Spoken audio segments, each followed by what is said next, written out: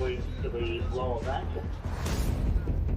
With a gunshot wound, that's high velocity, high force.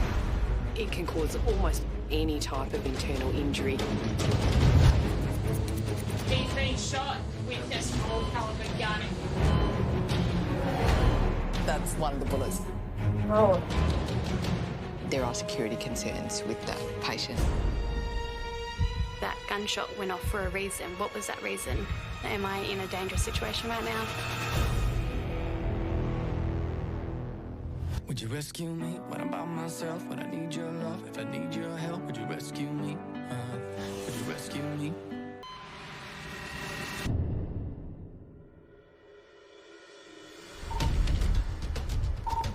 Good morning, Rowan Hospital. Morning, Royal Melbourne. Mike just doing here. We've loaded with a 20-year-old male, 3 gunshot wounds to the lower back. At the Royal Melbourne Hospital, an urgent call has come through from paramedics, rushing a critically injured gunshot victim to emergency. 3 individual forward wounds to his back. Royal Melbourne received. We'll see you in 15 over. Thank you. Senior emergency doctor Sarah Whitelaw needs to quickly pull together a trauma team, but high patient demand is stretching resources. We've got 15 people currently getting prepared for the trauma, but we've also got another 30 patients waiting. That can be a bit of a challenge. He may need quite a number of significant procedures done down here. Dr. Sarah has very little information about the victim's injuries, so her team's preparing for all possibilities. I'll just ring the blood bank. In a gunshot victim, the injuries can be really unpredictable because some bullets are designed to actually explode inside the body cavity and do the maximum amount of damage. And what I'm thinking is there problems with bleeding that we need to stop that's going to cause this gentleman to bleed to death within a matter of seconds to minutes? With so many other patients needing help today, emergency nurse Maddie White has only just left her last patient. This place is nuts. It's so important to do 100% all the time and not get compassion fatigue and not, give everything to one patient and not give anything to the next. You have to give everything all the time. I began my nursing 4 years ago in rural Victoria, little country town emergency department. It's about 8 beds. Comparing the difference, rural Melbourne is huge.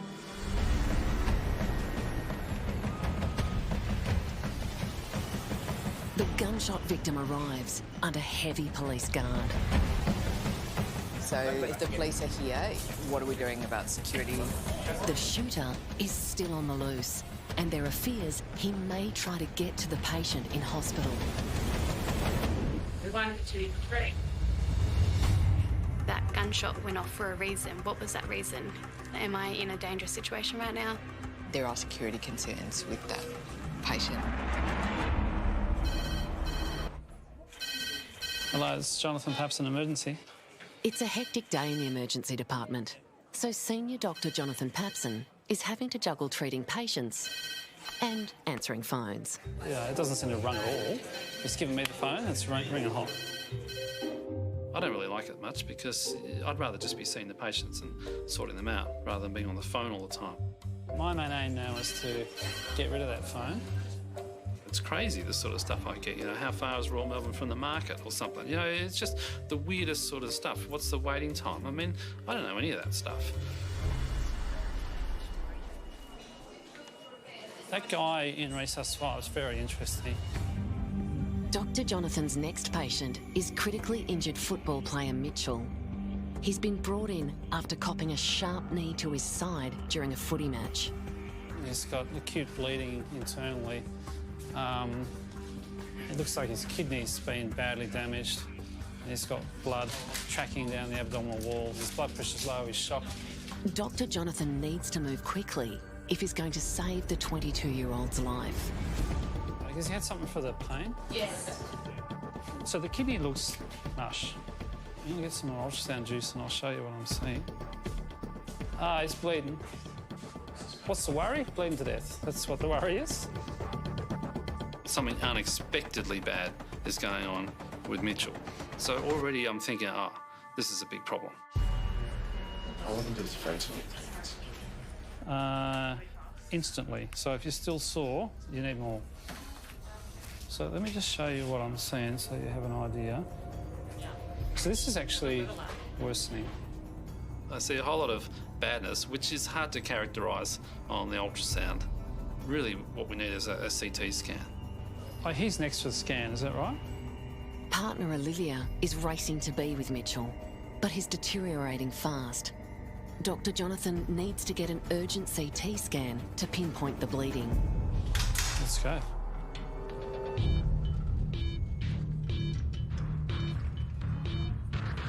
I don't know how this other patient beat him to CT. But there's a problem. There's a queue for the CT scanner. Dr. Jonathan and Mitchell have to wait. At 5 o'clock, traumas all come at once, right? So this is what's happening. So we've got someone who's multiply injured who beat him to the scanner, and then some other guy sneaks in, knee in the abdomen. You know, that doesn't sound anywhere near as dramatic, but he's got the real deal going on. He's bleeding to death.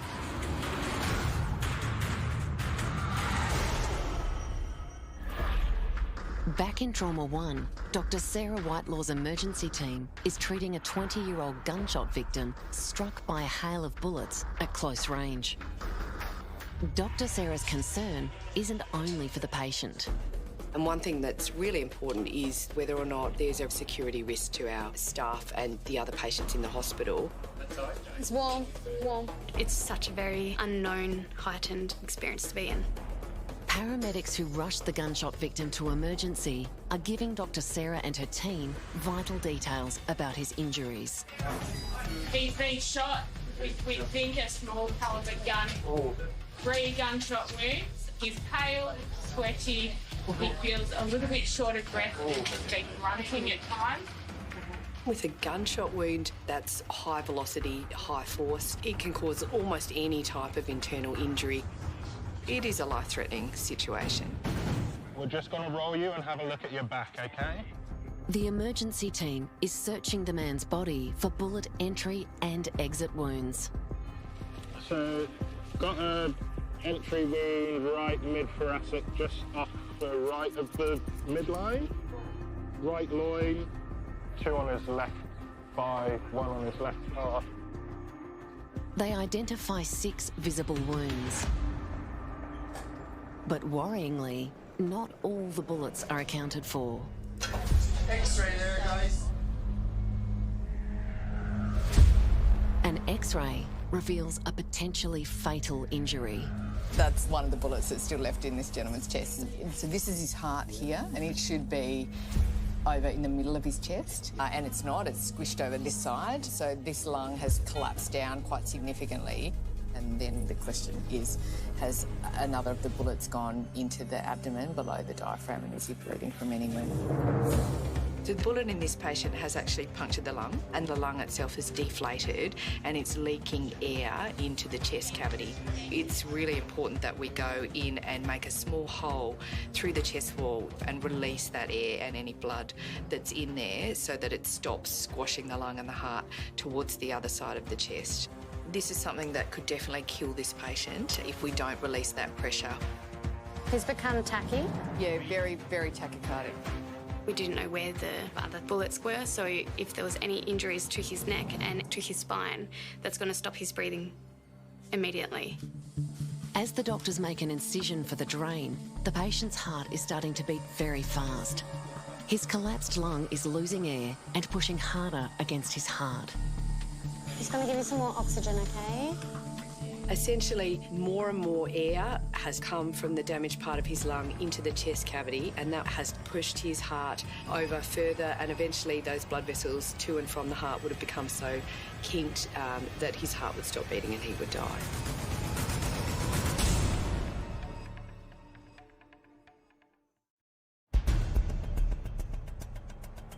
Okay, so everyone ready? You guys ready? 1, 2, 3. Well done. Following a spike in trauma cases at the Royal Melbourne Hospital, Dr. Jonathan Papson's patient, footballer Mitchell, is finally getting a CT scan. The 22-year-old has potentially fatal internal injuries after colliding with another player on the footy field. Your ongoing blood loss is deadly. It kills people. In this case, he's bleeding to death, and he's bleeding quickly, which is why I'm so worried. He's had tons of morphine. Doesn't seem to help. He's in a world of pain, but he's too sick to be able to tell us, which is even worse.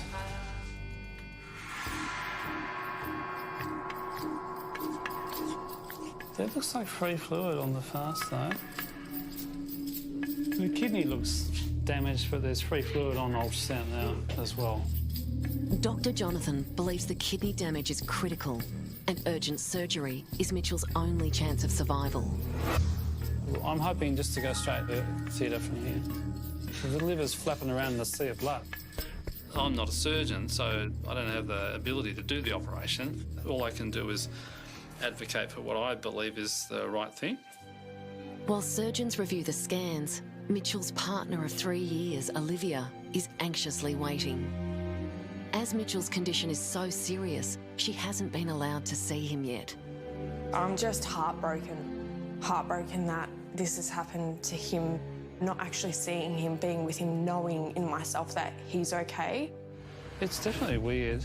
I'm hesitant to operate on this guy. If we do, he will lose a kidney. Mitchell's been playing Aussie rules since he was 9. The removal of a kidney could mean the end of his football career. He hasn't been well looking at all. It's been ashen, looking sick, blood pressure 90, heart rate 115. But I don't know, have you looked at him? He looks like shit. Gut feeling is, I reckon, go to theatre. Yep, thanks. The worst case scenario is he continues to bleed through this kidney that seems to be ruptured, and he bleeds so much that he goes into cardiac arrest and loses his life.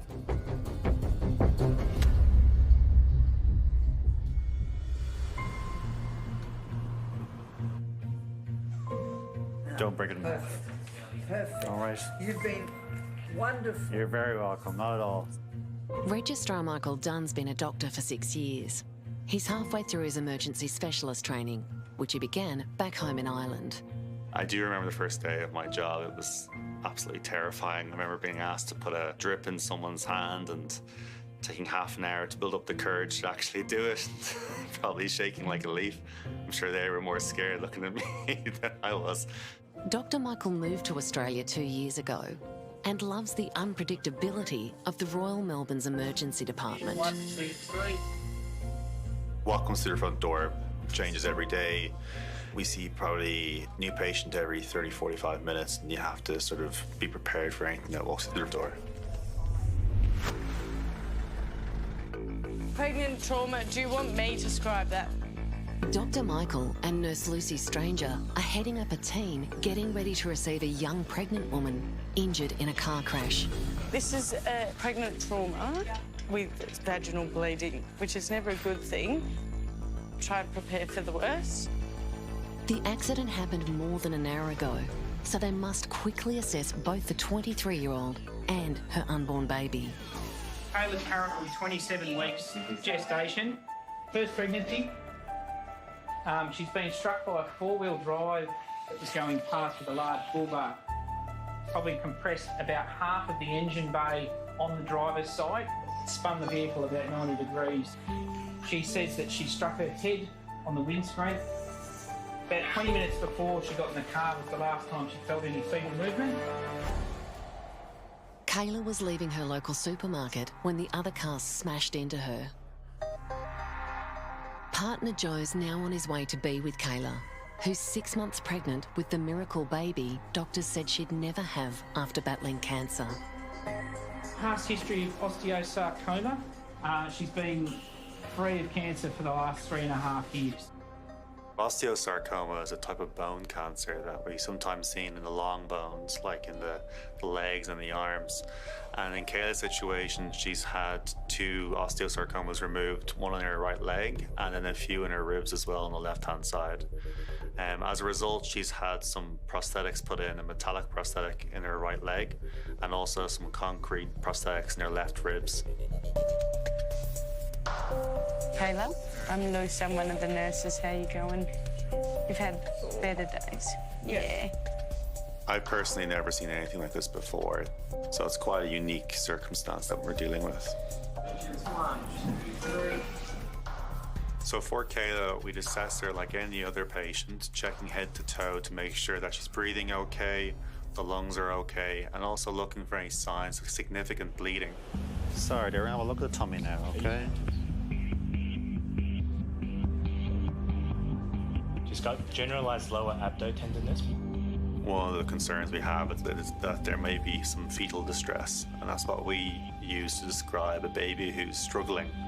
The placenta can tear away from the uterine wall, and that can lead to significant bleeding, which puts both the mum and the baby in danger.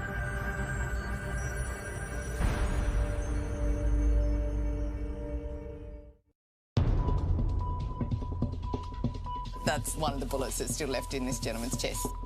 This is his heart here, and it should be over in the middle of his chest, and it's not. It's squished over this side, so this lung has collapsed down quite significantly. In Trauma Room 1, Dr. Sarah Whitelaw's team is carrying out a life-saving procedure on a gunshot victim whose lung has been pierced by a bullet. Police guarding the patient are on high alert, as the shooter is still at large. What we need to do is actually make an incision to drain the blood and let that lung fully re-expand. And we need to do that pretty quickly. He's sore, that's hurting him. It's painful to have this done. This gentleman's probably got a lot of muscle, and that makes it quite difficult to actually get in through to the lungs. There's quite a lot of blood coming out of his drain in the chest. With gunshot wounds, you always have to expect the worst case possible. You know, some will enter and they don't come out, or they'll enter and then, you know, shrapnel just gets spread in their body. And I don't have any exit wounds. Is that right? There's no exit wound. It's very likely that there are still full bullets or fragments of bullets still left inside this patient. Dr. Sarah's calling in a specialist surgeon to remove any remaining bullets in the operating theatre.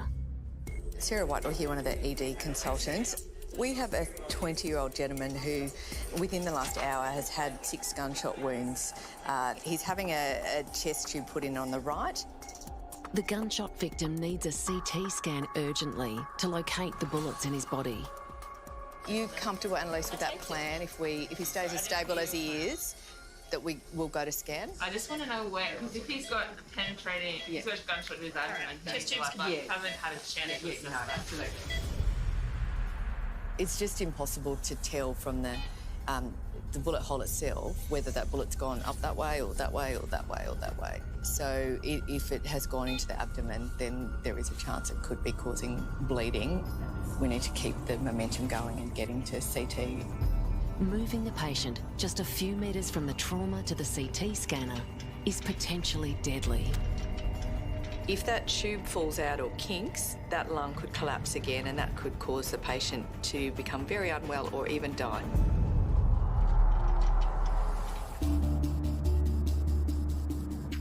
Sorry, dear. Have a look at the tummy now, okay? Over in Trauma 2, Dr. Michael Dunn is performing an ultrasound on car crash victim Kayla to see if her baby is in danger. The abdominal fast is okay. I'm just checking the pericardial views. Could feel a heartbeat as well. The first-time mum-to-be hasn't felt the baby move since before the accident. Did you say you know the sex? Yeah, a boy. Yeah. Cool. When we do the ultrasound and see, is there a fetal heartbeat? Is it fast? Is it slow? But it's very scary checking to see that, and particularly if you can't find the heartbeat, something that's very difficult for Kayla and very difficult for the staff as well, not knowing if we'll find a heartbeat or not. Kayla's waiting for a sign that the baby doctor said she'd never have because of cancer treatment at 19 is safe. There's no obvious bleeding anywhere. Good. So, did you hear that? There's no obvious bleeding down there at the minute, which is really good.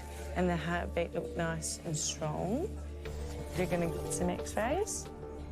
And then we're going to probably go get some scans just to make sure that everything in you is good. Okay, beautiful? Yeah. Now, Can you understand Joe? He'll be in the waiting room.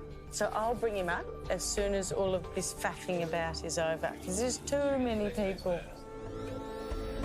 Kayla will have to wait to be reunited with her partner Joe. Put your arm by your side for me. She's not out of danger yet. X-rays and scans are needed urgently to check Kayla's leg and artificial concrete ribs for fractures. Can you shut your eyes?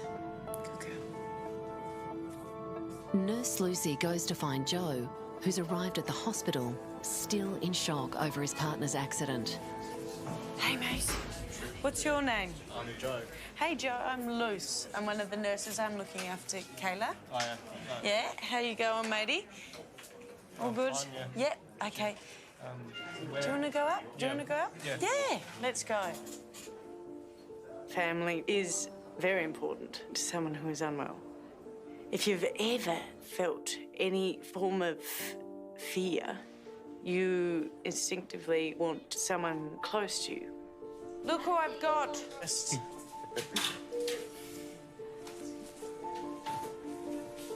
You're right, darling. Really? Yeah, we'll give you some more medication. Though Kayla's been cleared of any internal bleeding or harm to her baby, the CT scans reveal another problem.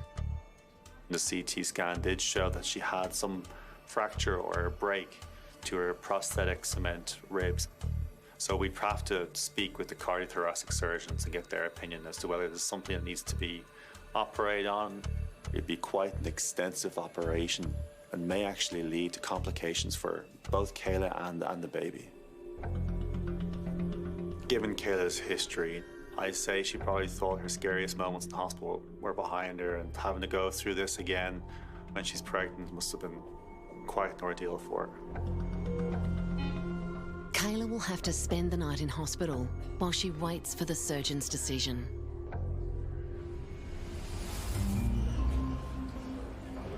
Next waiting. Every day, more than 200 people visit emergency via the busy triage station. This evening, Nurse Julia Hoyles is working the desk, assessing patients and prioritising who gets seen to first. She's been an emergency nurse for 5 years. Just behind that purple line. I like doing the triage. It's one of those places where you never know what you're going to get on a given day, and it's full of chaos, and that's what I love about it. What's up? I've had enough waiting here, love. I know. With so many people needing attention at the moment, Nurse Julia is dealing with increasingly agitated patients. We're doing our best to get you in, okay, but it's pretty busy today. Well, why did you bother me? You got so many things I know. How do I Hang tight, thank you? just be patient a little bit for me while I see if I can find a room, okay? No. Yeah? No. Very good. I'm just going to do a quick sweep around, make sure no one's left. With beds in short supply, Julia is checking if any patients have vacated valuable spots. The extra spare beds. I got very excited, but some of them need flood washers, so there'll be another 20 minutes or so before we get use of them. It will take just hardly 60 seconds. I understand that, but something like a tetanus injection isn't the highest on the priority, so we will get to it when we can. No, so you're saying tetanus is not a serious thing? Not a life-threatening emergency in the next 5 minutes. But just as triage is becoming overloaded, security cameras show a potentially critical situation unfolding.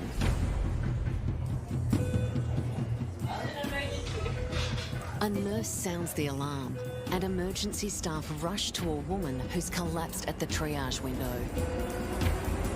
The cause is unknown.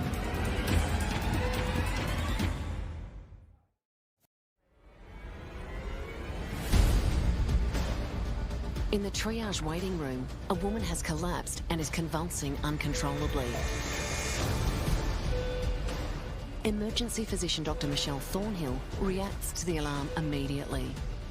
And when a buzzer goes off, we all know what that means. It means someone's in distress. So we all look outside the cubicle, see where it's happening, and I'm the closest doctor there. So I stop what I'm doing and I run out to the waiting room to see what's going on. 1, 2, 3. I find a young woman in convulsions. So I immediately run to her assistance, support her head. I'm thinking she's having a seizure. Have you got her? Yeah, I got her. So a seizure can last anything from a couple minutes up to more than 15 to 20 minutes. If it goes longer, she's at risk of not breathing properly, not being able to swallow and choking. Before she started convulsing, the young woman told staff she'd been having seizures earlier in the day. Okay. She had 2 seizures today, witnessed by a friend. And then this is all I heard. Okay. And then The young woman is coming out of the seizure disoriented and confused. Just a little needle to get some blood tests. You're at the hospital. I'm Michelle, one of the doctors. Yeah, okay. It's all right, you just at the hospital. Thank you. What's your name? Jessica. Jessica is a student from Chicago and right now probably feels a long way from home. I'm starting to check her vital signs. Sorry, Jess, just open your eyes, all right? Just doing a quick thing. I get the nurses to attach all the monitors to her. I make sure that she's breathing well and getting enough oxygen. And then I start doing my investigations. So I take blood tests and order CT scans. Can you tell me what medication you're on for seizures? Do you know? Which ones are you on? Jessica's having difficulty speaking because she's bitten her tongue during the seizure. So it's hard to get her medical history. Just relax, stay nice and still. I'm going to take a tracing of your heart, okay? Okay, was that your friend that brought you in? Yeah? Okay. Jessica came to hospital with her friend Sarah, a German exchange student. So we were in her room and she had an issue before. We're just waiting and then I called her mom and she said maybe it's better when you go to the hospital and then we came here. Do you got something for this? Both young women are far away from family and have bonded quickly. What's the code? So I'm just since 5 weeks here in Melbourne, so I know her since 4 weeks now. While Jessica gets support from her friend, Dr. Michelle is still concerned that the cause of the student's seizures remains a mystery.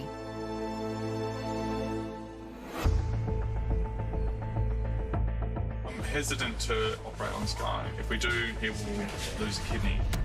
Over in Resus 5, Jonathan's patient, footballer Mitchell, is still critical after he took a forceful blow to the abdomen during his regular weekend match.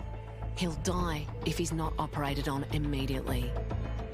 Mitchell's fate is now in the hands of trauma surgeons Dr. Alastair Rowcroft and Dr. Ben Thompson. Mitchell, can I look at your tummy? Is that okay? Yeah, sure. If you push harder, it's gonna kill me. Don't worry, I'm looking after that. Yeah. Okay. All right. We're going to get you sorted out. We're going to get some things arranged, make some plans upstairs. Okay? Okay. Surgeons are considering the removal of Mitchell's ruptured kidney, which could end his football career. You never want to lose a kidney or a solid organ. But if it is that's what has to happen to stop the blood loss, then that's what has to happen. Have you been updated? Do you understand what's going on? Yeah, Mitchell's partner, Olivia, has been waiting for more than an hour to see him. Before heading to emergency surgery, Dr. Alastair tells her about the risks. His right kidney is shattered. Right. Okay, so that causes a large amount of internal bleeding that needs to be controlled. That if you're untreated, you could die. Breathe. So you go in and have a chat to him. Okay, I'll be with you in a sec. Yeah. Before we go ahead.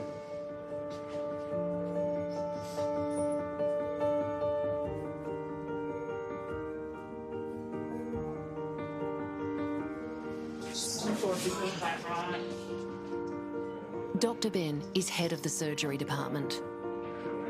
I just want some of this again, all right? Yeah. So, of course. So, I know it's stressful. So he'll stay here tonight then? He'll be here for a while. Okay? All right, I'm sorry. No. It's all a bit frightening. Yep.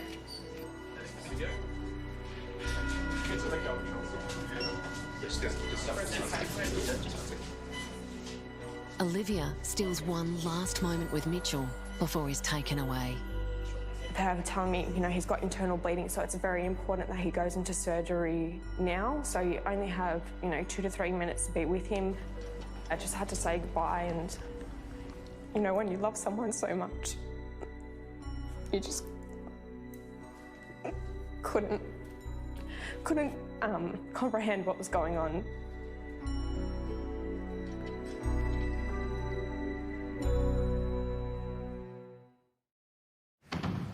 We have a gentleman who, within the last hour, has had 6 gunshot wounds. He's having a chest tube put in on the right.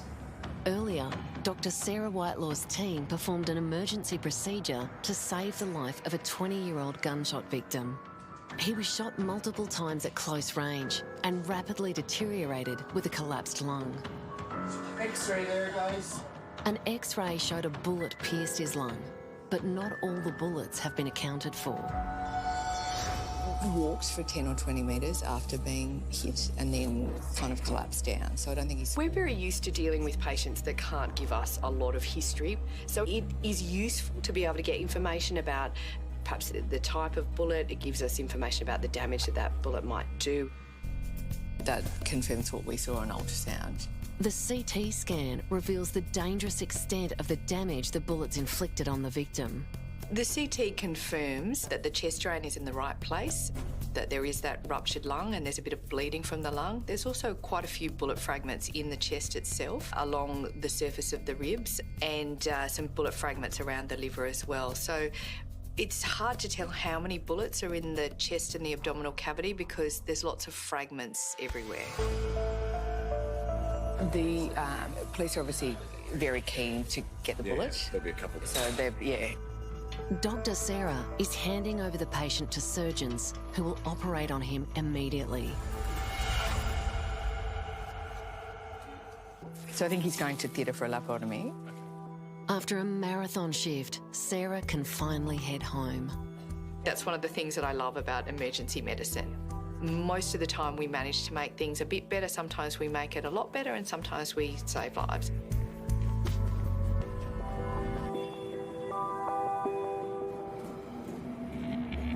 Right, I want you to just squeeze my fingers for me. As tight as you can, squeeze, both sides. That's it. 2 hours ago, 20-year-old Jessica, a student from Chicago, collapsed in the busy triage waiting room. It was her 3rd seizure for the day. And alarmingly, doctors still don't know what's causing them.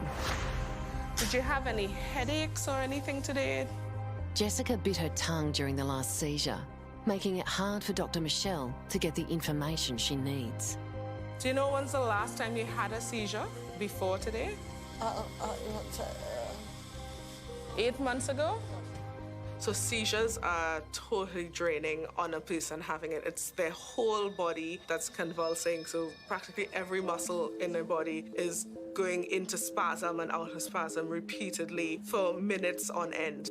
They're really tired, they're sore all over. Probably akin to someone who's just run a marathon and have used every last bit of energy that they had, and then they collapse at the end because they just have nothing left. Jessica was brought into hospital by German exchange student Sarah. Both young women are far from home, and it's times like these Jessica needs a friend like Sarah. I come from the Caribbean. I can definitely relate to being on your own. I mean, I came out here essentially on my own. So yeah, I do know how important it is to have people who care about you close by.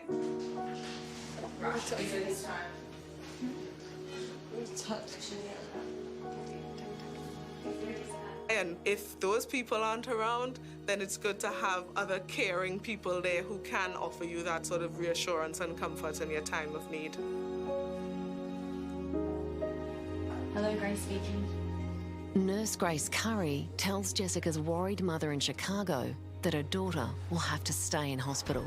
Especially since she's staying in student accommodation by herself, I think it's more likely that we'll keep her overnight for longer, just to make sure that we're not sending her home by herself to no one. Jessica's still in danger of having another seizure, so hospital staff need to monitor her overnight. People can die from a seizure, especially if it's a prolonged one, and that's not recognised. Because sometimes you can stop the actual body convulsions, but there's still abnormal activity going on in the brain if you don't wake up.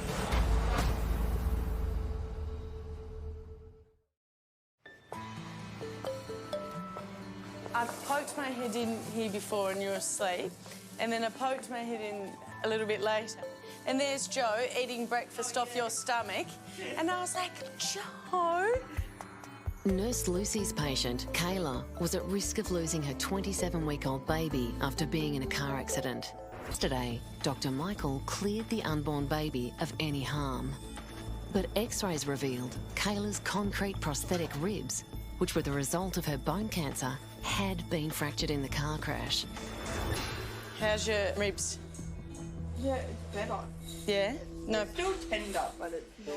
It's been an anxious night for the young couple, waiting to hear if Kayla will need surgery to repair her ribs.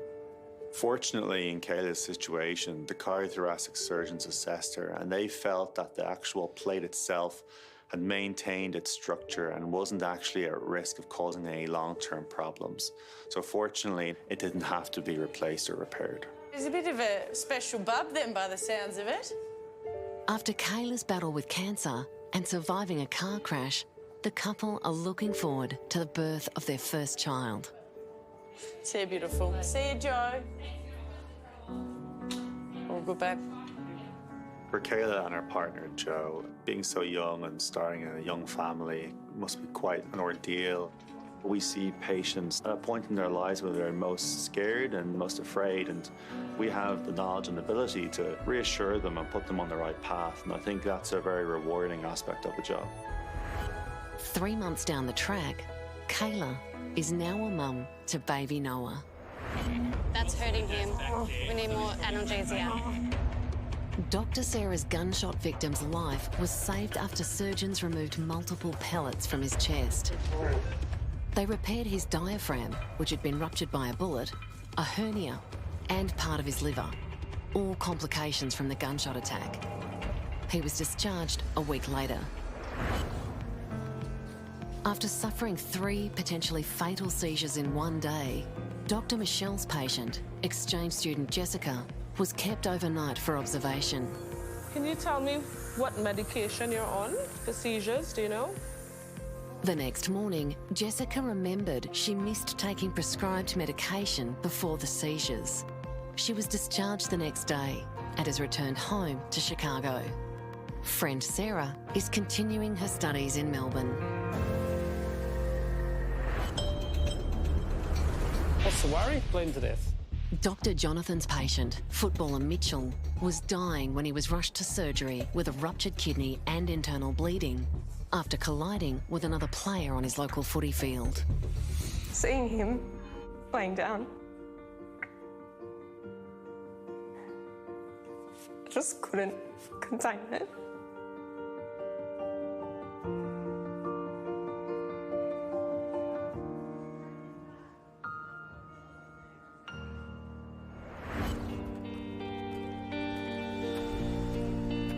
It's several weeks later, and Mitchell is recovering from major surgery that saved his life. I've probably been hit like that, 100 times before, but it just happened to be in the wrong spot, the wrong time. And it was just kind of a bit of a freak accident.